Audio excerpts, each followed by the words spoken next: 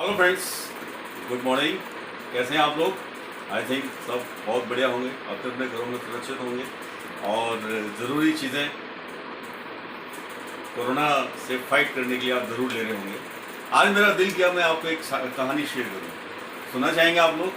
हाँ दोस्तों, ये कहानी है, आपने शतरंज खेला होगा, अगर खेला नहीं होगा तो देखा ज़रूर होगा, डेफिनेटली देखा होगा। लेकिन क्या आप जानते हैं कि शतरंज की खेल की शुरुआत किसने की, या शतरंज का जो खेल है उसका आविष्कार किसने किया? दोस्तों, उसका आविष्कार एक बड़े ही साधारण से किसान टाइप के बंदे ने किया था। और ये पुरानी बातें हैं, जब वो किसान टाइप का बंदा उस खेल को खेलने लगा, काफ़ी सारे लोग खेलने लगे तो उनको इंटरेस्ट आने लगा। जब इंटरेस्ट आने लगा, रोचक गेम बनता चला गया, तो उसकी ख्याति धीरे धीरे वहाँ के राजा के पास पहुँच गई। और जैसे जैसे राजा के पास उसकी ख्याति पहुँची, राजा ने सोचा कि एक बार गेंद को खेल के देखा जाए। उन्होंने उसको किसान को बुलवा लिया, और जब किसान गया तो किसान के साथ राजा ने 2 3 4 दिन तक खेला। जब किसान और राजा ने देखा कि शानदार खेल है, इसमें तो मज़ा आ रहा है और बड़ा ही बुद्धि वर्धक खेल है, तो राजा ने किसान को बोला कि आपने बड़ा ही इंटरेस्टेड गेम बनाया है, बड़ा ही रोचक गेम बनाया है, और डेफिनेटली हमारे राज्य में ये खेला जाएगा, लेकिन ये मैं चाहता हूँ कि आपने इसका आविष्कार किया है तो मैं आपको कुछ इनाम दूँ। जैसे ही इनाम की बात सुनी किसान ने, तो किसान के माइंड में 2 चीज़ें घूम गई। एक ये थी कि उस किसान को ये पता था कि राजा कमिटमेंट का धनी है, जो कमिटमेंट कर देता है वो पूरा करता है। दूसरी बात उसके माइंड में ये थी कि राजा बहुत कंजूस है। तो जब राजा ने उससे कहा कि इनाम मांगो, तो किसान सोच में पड़ गया कि अगर ज़्यादा कुछ मांग लिया तो ये देगा नहीं, कंजूस है, और कमिटमेंट इससे ले लेता हूँ, फिर मैं दिमाग लगा के मांगता हूँ। क्योंकि जिसने दिमाग लगा के शतरंज खेल का आविष्कार किया, उसने दिमाग लगा के राजा से इनाम मांगने की कोशिश की।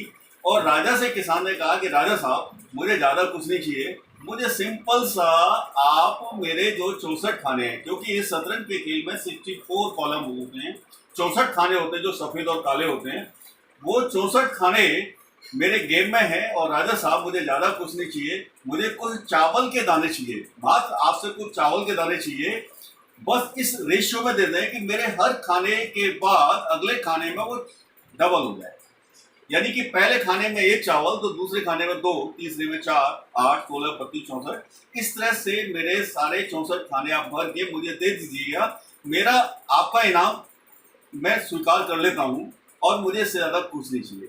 राजा को लगा बड़ा ही अजीब सा इनाम मांगा इसने। मांगा भी तो क्या मांगा, चावल, गरीब सोच है इसकी।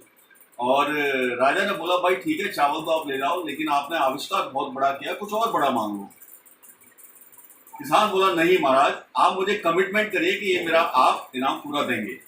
राजा ने बोला, यस, दे दिया जाए। और दोस्तों, जब राजा का कमिटमेंट था 64 खाने, पहले खाने में 1, 2, और ऐसे करके 30 खाने पूरे होते होते, 30 खाने कंप्लीट होते हुए, 30 कॉलम पूरे होते होते, राजा के घर का सारा चावल खत्म हो गया। 45 खाने खत्म होते होते, कॉलम खत्म होते होते, राजा के राज्य का सारा चावल खत्म हो गया। अब राजा सोचना पड़ गया कि इस बंदे ने गेम भी बड़ा दिमाग का बनाया है, वैसे इनाम भी बड़े दिमाग से मांगा है, लेकिन कमिटमेंट का धनी था राजा कि अब मुझे इसे देना ही है। अब राजा ने ये हिसाब लगा कि जितना चावल इसने मांगा है, कितने हेक्टेयर जगह में, कितने सालों में निकलेगा, उसने वो हिसाब लगा कि उतने हेक्टेयर जगह, उतने हेक्टेयर जमीन उस किसान को दी इनाम स्वरूप। और किसान उसे लेते लेते खुश होकर वापस आ गया। दोस्तों, ये कहानी मेरी आपको ये बताती है कि power of multiplication, it's called power of multiplication. Power of multiplication में इतनी पावर है कि अगर मल्टीप्लिकेशन किसी में अमाउंट का हो जाए तो जबरदस्त हो सकता है।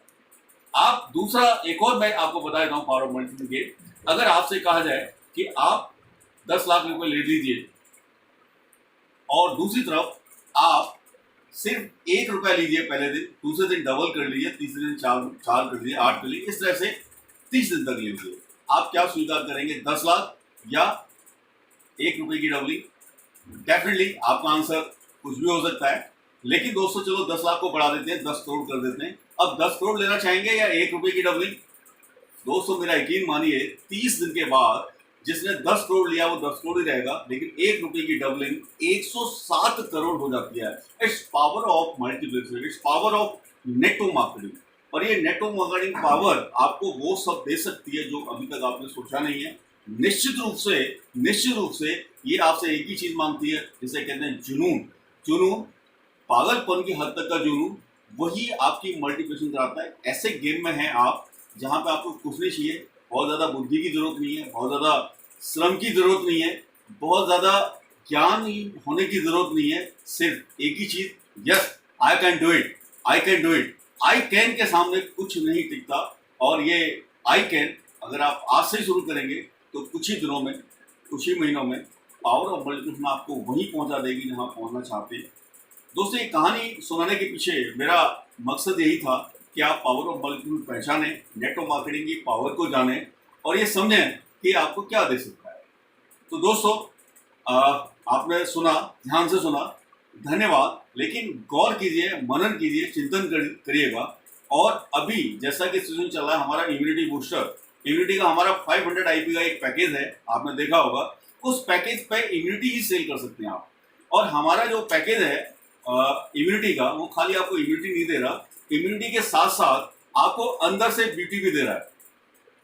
अब आप बोलेंगे अंदर से ब्यूटी कैसे दे रहा है? जब अंदर से आप बिल्कुल क्लीन होंगे, अंदर से आपका सब कुछ ठीक होगा, तो चेहरे पे एक अलग सी क्रांति आ जाएगी। और अलग से क्रांति आएगी तो अजीब सी शांति लाएगी, और अजीब सी शांति लाएगी तो आप एक नई क्रांति नेटवर्क मार्केटिंग में पैदा कर सकते हैं, एक नया भूचाल ला सकते हैं, एक नई आग लगा सकते हैं।